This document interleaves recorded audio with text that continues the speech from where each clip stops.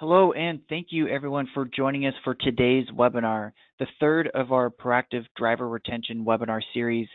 Today, it's how to drive, measure, and reward high-value behaviors. We are excited to have Mike Meredith as our guest speaker once again. If you missed his previous two webinars on driver retention, go to Glowstone's website and under the main menu bar, Driver Development, select Monthly Webinars to check them out. We love having Mike as our guest speaker because of his wealth of experience on this topic. Mike was the Director of Professional Development of Haney Truck Lines for 10 years, Vice President, State Relations of the American Trucking Associations for 6 years, and President and CEO of the Oregon Trucking Associations for 21 years. Before we begin, a couple webinar housekeeping items. This webinar is scheduled for an hour. We do want to hear from you and your perspective about what's happening out there or what drivers are saying and issues they're having. The phones will be muted during the webinar, so please submit your questions and stories about what's happening out there in the chat box. I, Luke Kibbe, am your moderator today. I'm going to be keeping an eye on the chat box, and at the end of the webinar, we'll have a Q&A session to answer any of those questions. And lastly, this webinar will be recorded, and you'll receive the presentation and link of the recording after the webinar. Keep an eye out on your email tomorrow. With that, let's just dive on in. Again, we welcome Mike Meredith, and go ahead and take it away, Mike. I appreciate Glowstone sponsoring these webinars, and I appreciate also the people that are taking their time from their busy day to watch them. Today, we're going to talk about how to drive, measure, and reward high-valued behaviors. Before we begin, let me do a brief review of our last webinar, give a very short course on motivation.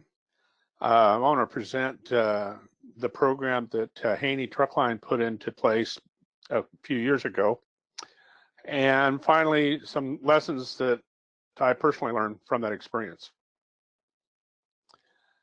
Okay, let's do a little brief review. The fact is that the cost of replacing a driver is very expensive and time-consuming, especially in terms of finding, training, and bringing them up to a level of productivity that you need.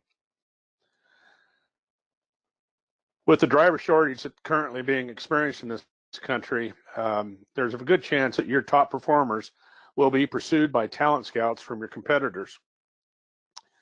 Competition for good drivers will intensify in the months to follow, and retaining your top performers will help you compete in a tight labor market.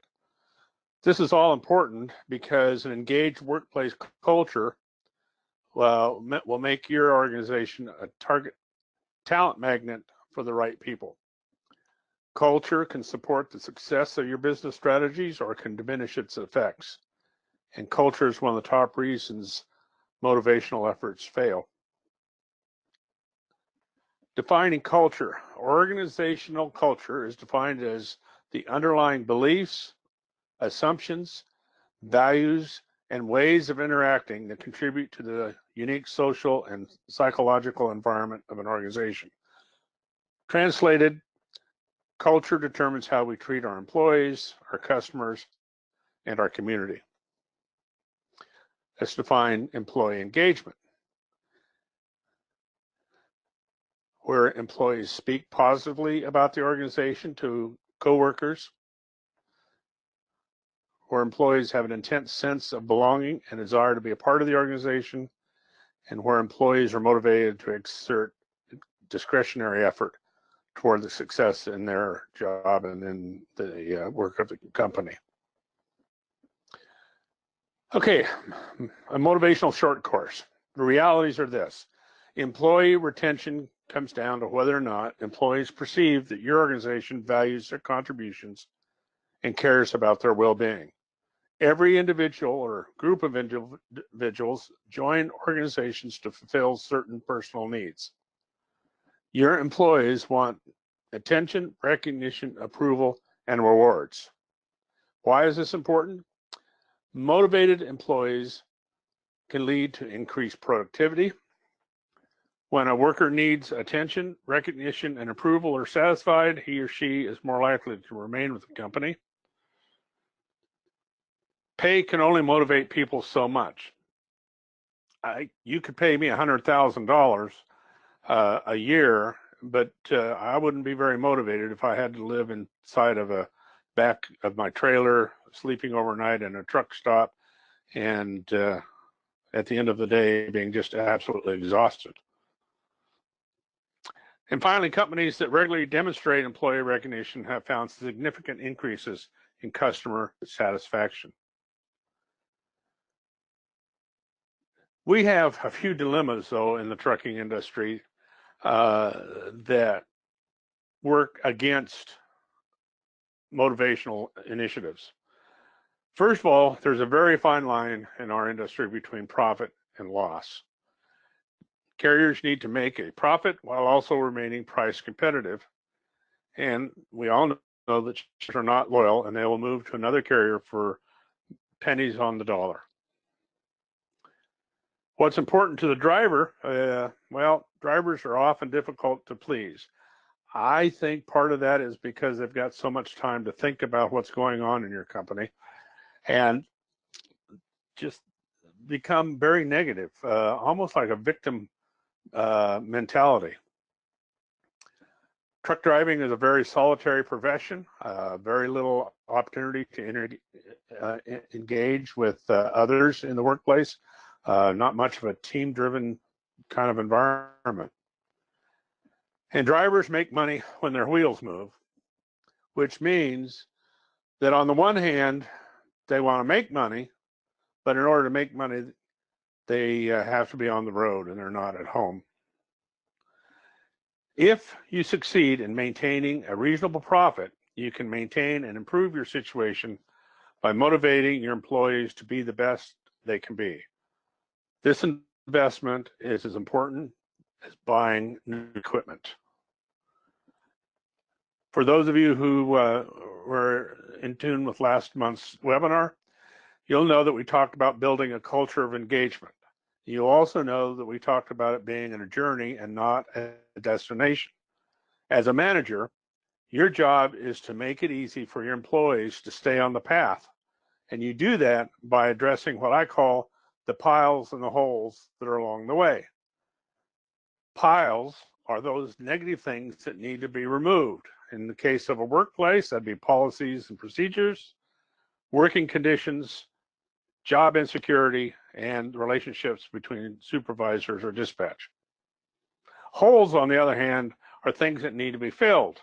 Things like being recognized for a good job, achieving something, advancing in the career, and having a livable income. Turnover will happen whenever a pile becomes a mountain or a hole becomes a crater.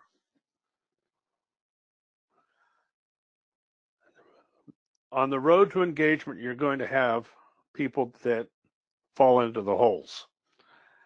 In fact, look back at your own personal life and the careers that jobs that you've had. There will and will always be certain needs that need to be filled. And the job of the manager is to find out what those are and begin to fill them. There's two kinds of filling material. You can have external motivators, which are things that provide external benefits like rewards, pay and benefits, promotions, job security, and even maybe a nice truck. Then there are internal motivators. These are motivation for internal satisfaction, things like respect, self-esteem, challenges, recognition, and accomplishment. Both are important. Some are more motivated by external things, and some are more motivated by internal things. Now I want to talk to you about a program that I was very much involved in when I worked at Haney Truck Line. It was called the Haney All-Star Employee Engagement Program, and I'm going to go into some detail here, not because I think this is the end-all of motivational programs, but it does contain a lot of the elements of what a motivational program should consist of. Back in 2013, we at Haney created a Department of Professional Development. In that creation, the CEO of Haney worked with me to develop a strategy to improve Haney's ability to measure and influence behaviors that are important to the company. He emphasized that he wanted this strategy to incorporate the vision of our company, and that being that we wanted our company to be the company known for professionalizing the trucking industry. He wanted us to incorporate the values of our company, which are safety, teamwork, accountability, and respect. We had in place at that time a professional driver certification program, and we wanted to continue that. Fourth, the objective was for us to develop the ability to attract and retain top-notch professional drivers. And most importantly, that throughout the process, we should involve the drivers. Response was, number one, involvement of the drivers. Second, a variable pay plan, which was formerly the certification program that I talked about. Third, a quarterly review program that was designed by each department. Fourth, a quarterly bonus program designed primarily by the CEO. And finally, a recognition plan designed entirely by the drivers. Now, I have to make some important caveats. Number one, this program doesn't even exist anymore.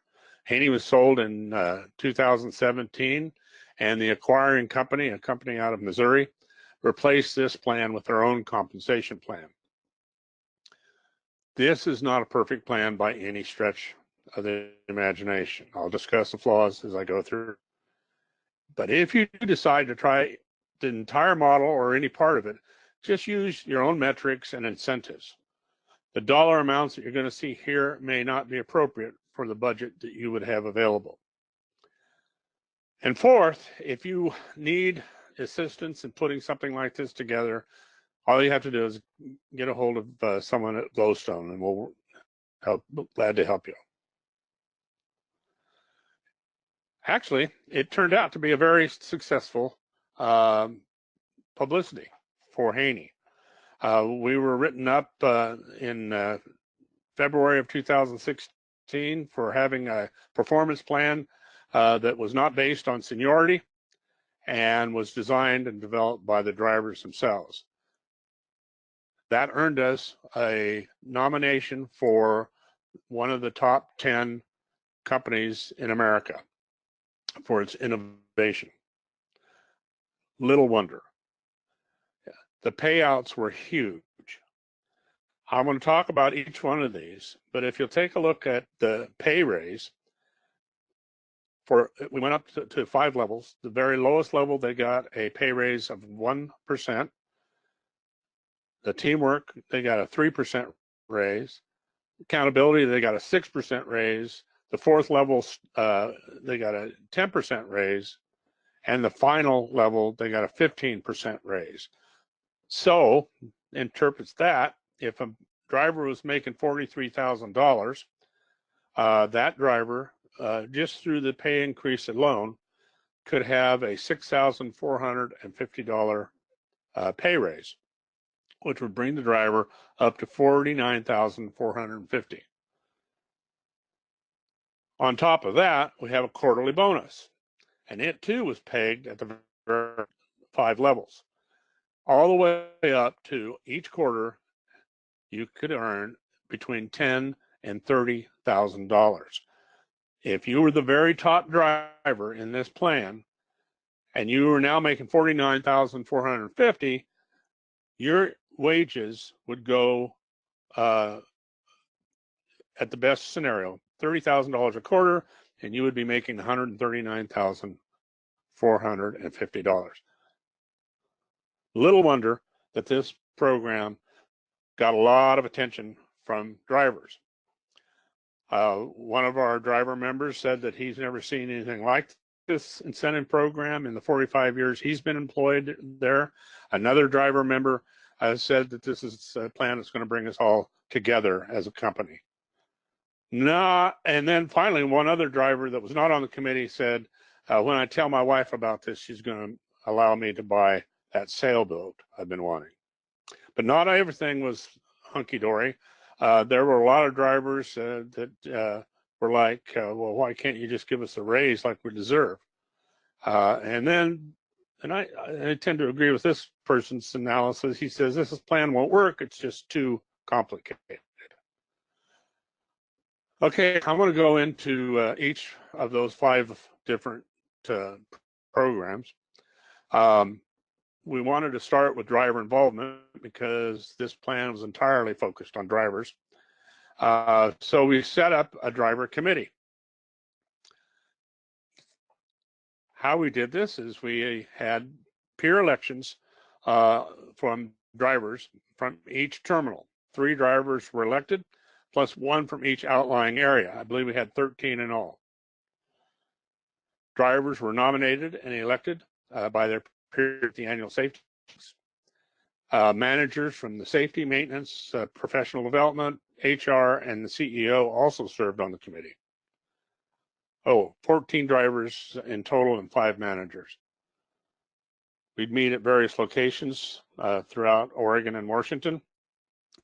And our department, professional development, staffed it.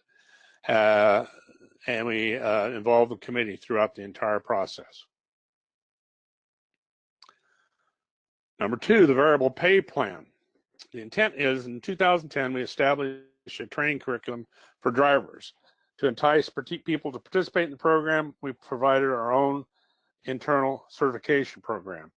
Later on, we added a 2% increase for drivers who completed the certification. The entire curriculum was incorporated into the overall plan. The certification program was dropped, but the incentive pay was increased. I want to go through the various levels here. Let me see. Okay, we'll start at the bottom of the page. The base level is required from all drivers that came to work for Haney. We were insured by Great West Casualty Insurance, and they're proponents of what's called value-driven driving. So when you came to work within the first 180 days of employment, you were required to get involved in a seminar on value-driven driving, and then we have videos on lane change crashes, loss of control crashes, rear end crashes, run under crashes, and what's called discussion driving. At the end of that, an exam was given, and the top 30% of the drivers who passed that exam were able to move to the second level, which was safety. Well, in this case, it's the first level since base was level 0. Safety focused on regulatory compliance, which I think we had 3 or 4 courses on, confined space maneuvers, and workplace safety. At the end of that program, they were given an exam, and the top 20% was allowed to go to the teamwork level, which was level 2. Here, the focus was on values training, teamwork and communication, and customer satisfaction, and what we called the GIMBA program. The GIMBA program is a Japanese term in business where you go to where the workplace is, and in the case of drivers, we wanted them to spend a day with a dispatcher to make sure they understand the pressures and concerns that a dispatcher goes through on a daily basis. After that, the top 20% then moved up to the accountability department. Our focus at that level was on vehicle upkeep, fuel efficiency, and mechanical breakdowns.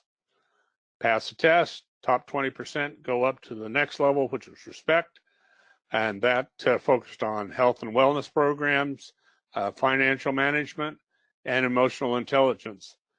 And then the top 20% would go upward to the very top level, which was what we called our partnership level, where we would have seminars on leadership, coaching, and mentoring, value-driven driving, and each person that was at that level was required to take on a project.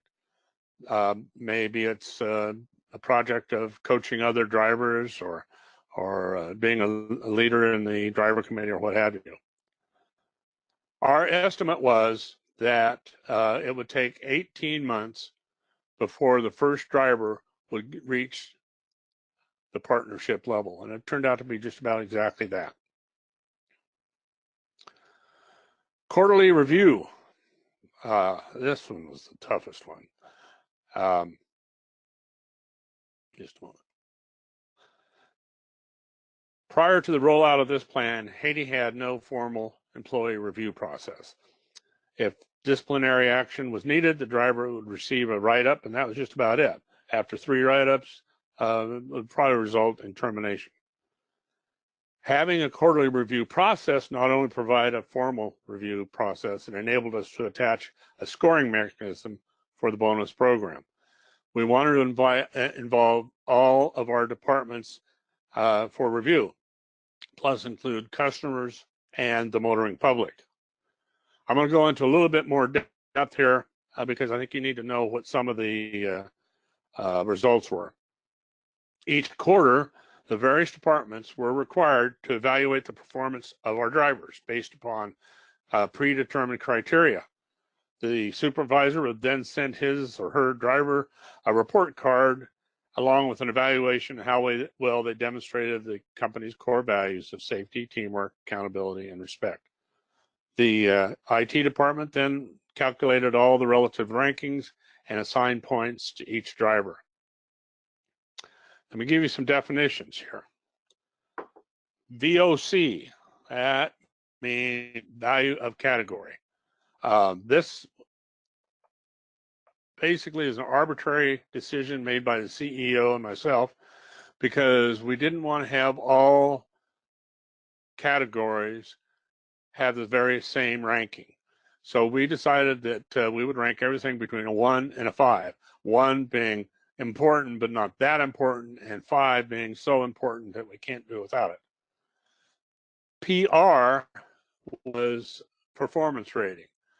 You could either get a 0, which meant that you were below our expectations, a 1, which meant you met our expectations of performance, and 2, you exceeded our expectations of performance. Multiply those two together, you would get your score. In other words, if you had a 2 under a particular subject and the value category was a 5, then your score would be 10. The metrics were basically defined as what is important to your department. What I found amazing is that a lot of the department people really didn't know what was important to them. And this really forced them into making a decision as what is it that we really want from our drivers. We then said, if you score a 0 or a 2, 0 meaning you're below our expectations and 2, you're exceeded our expectations, you had to give an explanation or a comment as to why. A 1, on the other hand, you didn't have to give a comment. And then the hardest part of all was for every metric, we had to define what we meant by that metric. And that's where I'm going to go from here. Under our human resource program, they decided that medical cards were important, doubles endorsements, LCV certification, HAZMAT endorsement, TWIC card, Canada legal, no disciplinary write-ups, and having addresses on file. For example, the medical card. A 0 was defined for not having a current medical card. A 1 was having a current medical card or not applicable. And a 2 was obtains medical card prior to the due date. Canada legal. A 0 would mean that he's eligible but is not obtained within 180 days of hire. A 1 is it's in progress or he's exempt, and a 2 is eligible and has documents and is ready for Canadian dispatch. Safety, they decided what's important to that department was preventable crashes, injury accidents, roadside inspections, moving violations, recorded critical events, driver training, driver fitness, cargo handling, and completed base level. A 0 under preventable crashes was either having a crash or an incident over 500. A 1 is having it under 500, and a 2 is having no crash. Same a moving violation. A 0 was you received a moving violation. A 1 is you received a warning, and 2 you received no such thing. Maintenance, I'm going to have to speed up here.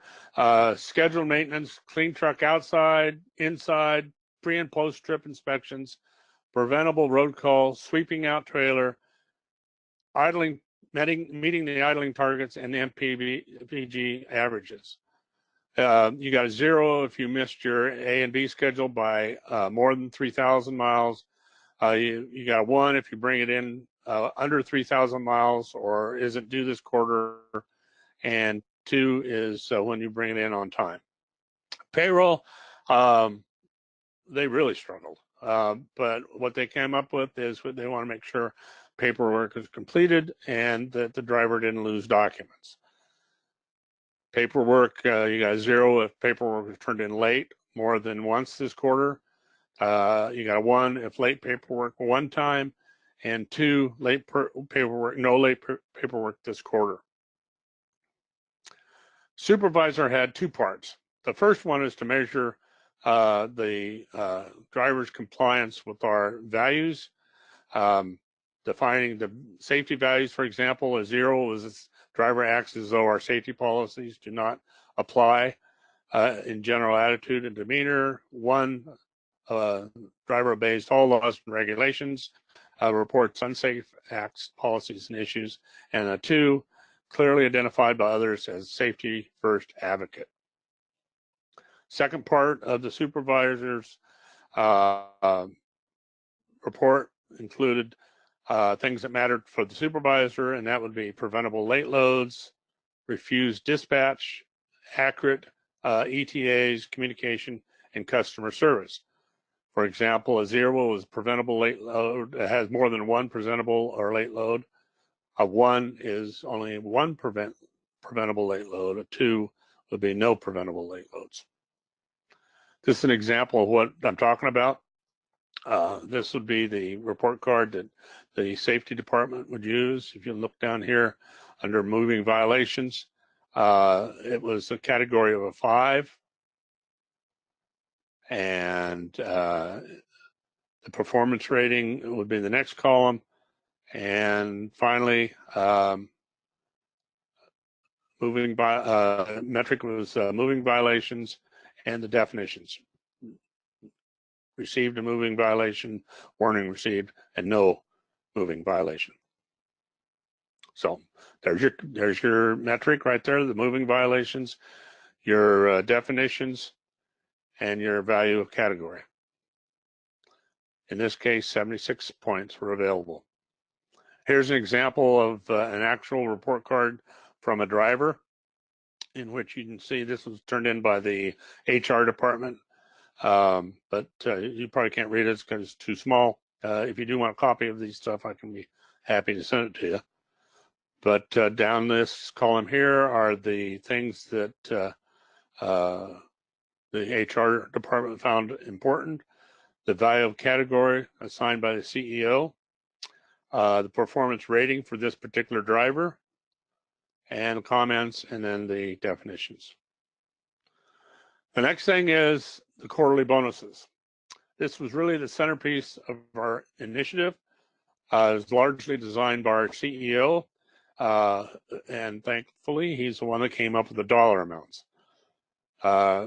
Points were accumulated from the quarterly report cards, and drivers competed within each level for the payouts. Payouts were huge.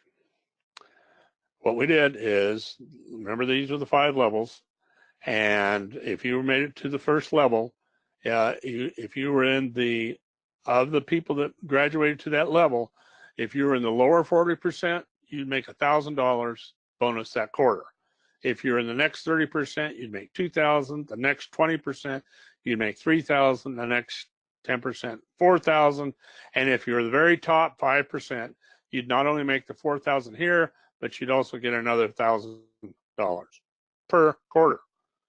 Level 2, the rates just keep going up. 2,000, 3,000, 4,000, and then at the very top, 6,000 plus another grand. Level 3, it just keeps going upward and upward and upward. Here at the highest level was 7,500. If you got to the top 5%, you got another 2,500. Level 4, you get a $10,000 bonus if you're the very top, and another 5,000 on top of that. And then 5, the bottom 40% would get a $10,000 quarterly bonus. The next would get 15,000, 20,000, 25,000, and an extra 5,000 if you were at the very top. Recognition program. This is one that our drivers came up with on their very own. It too has all 5 levels. The first level, you get a 1 star on your door and driver's name.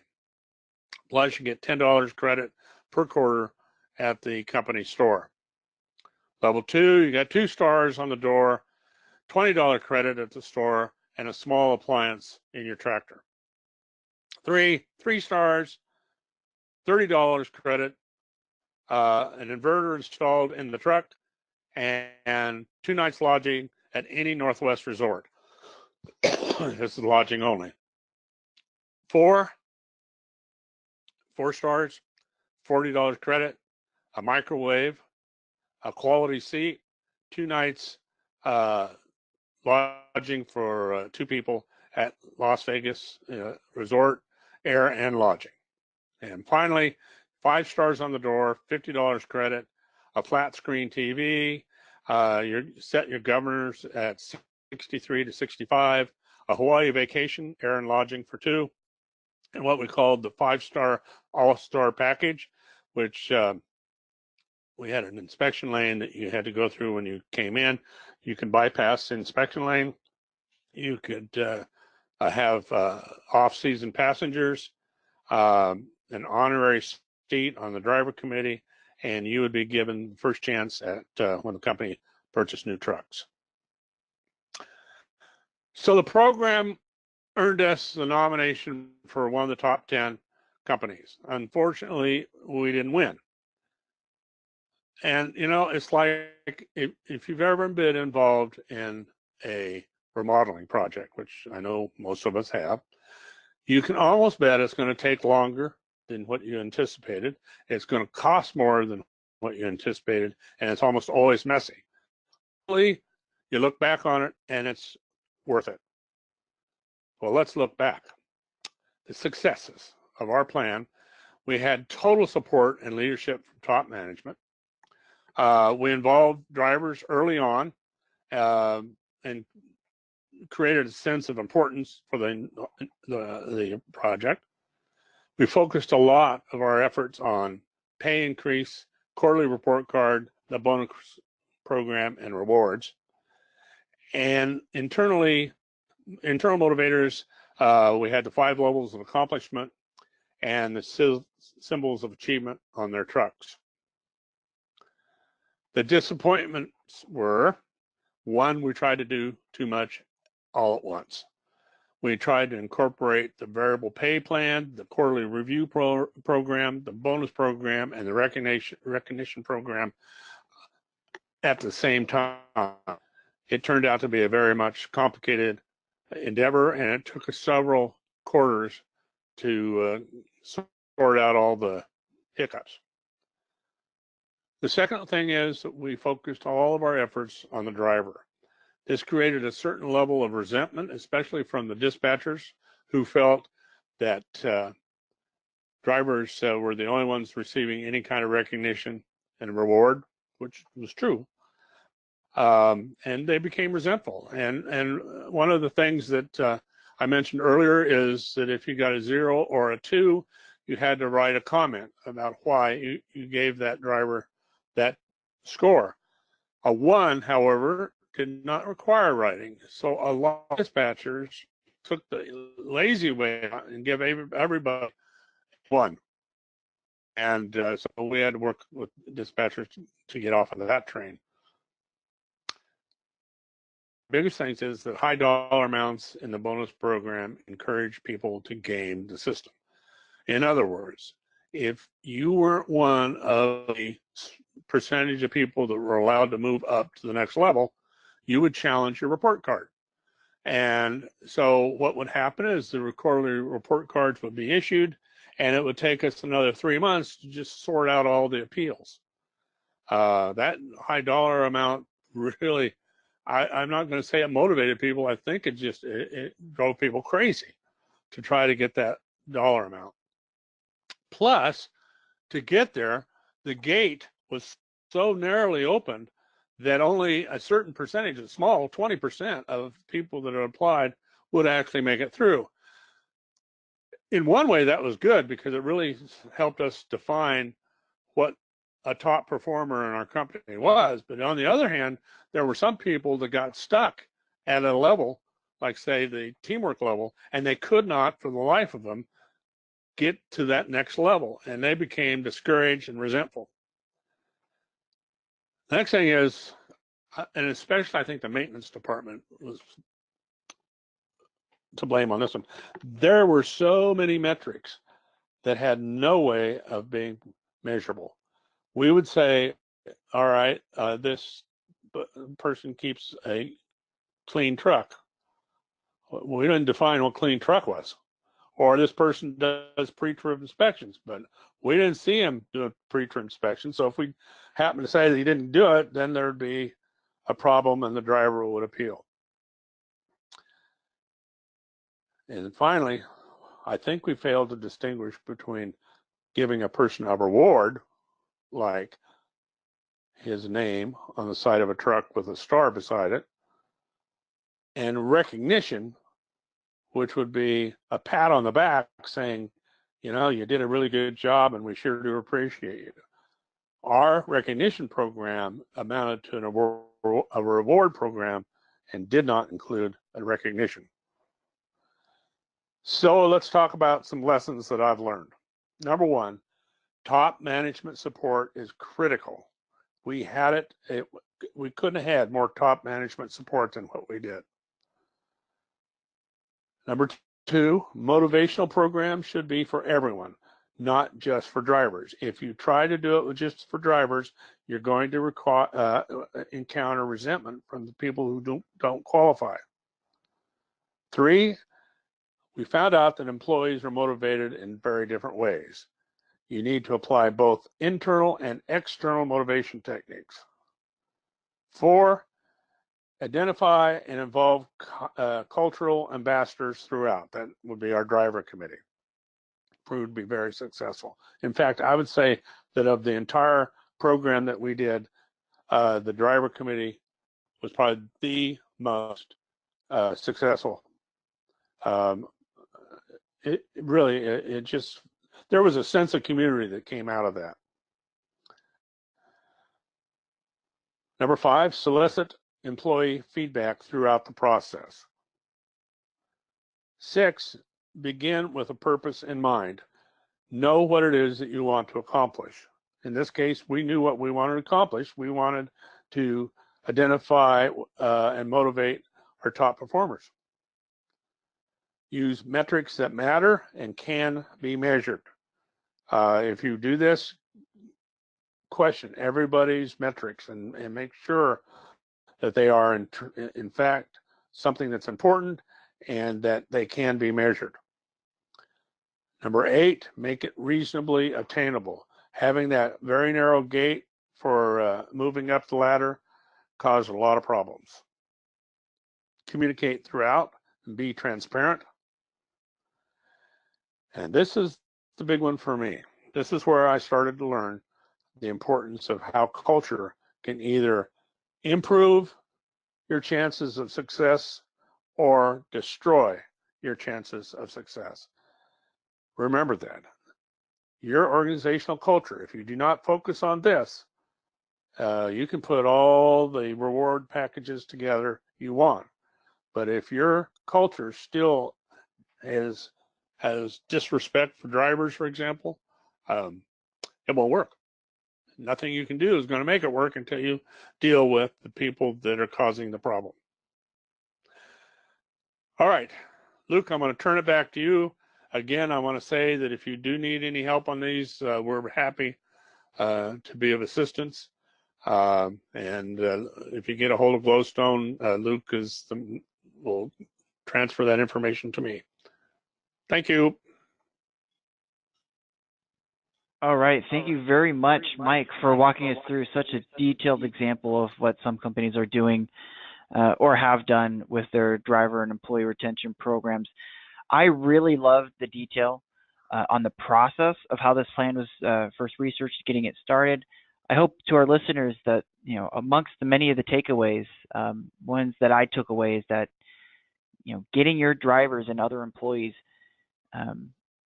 input on what they value to designing a program like this and getting those comments into that program and making sure that top management's on board. I love that communication and that process. It is now time for your questions. What did you think of the example of the employee retention program that Mike discussed? What is your company doing? Right now, I have no questions or comments, so please type them in the chat box if you have any, and we will give you about a minute or so to do this. As I wait for any comments, I do want to mention that, does designing a driver retention program like this sound too complicated? Do you even know how you'd get this started? You can always give Glowstone a call at 503-607-1088. And you can either chat with Mike or our other experts to at least help you, point you in the right direction. Glowstone has their own driver retention programs more for the early stages of hiring, employee surveys that we can do for your company, and a couple other options. So be sure to give us a call. I am not seeing any questions at this moment, so I'm going to go ahead and wrap up this webinar. Thank you all for joining us, and thank you, Mike, for providing such a great example of what a program can look like, and even pointing out the disappointments in a program like the one discussed. Really, with that, we conclude this webinar, and we hope to see you next month. Thanks, Luke.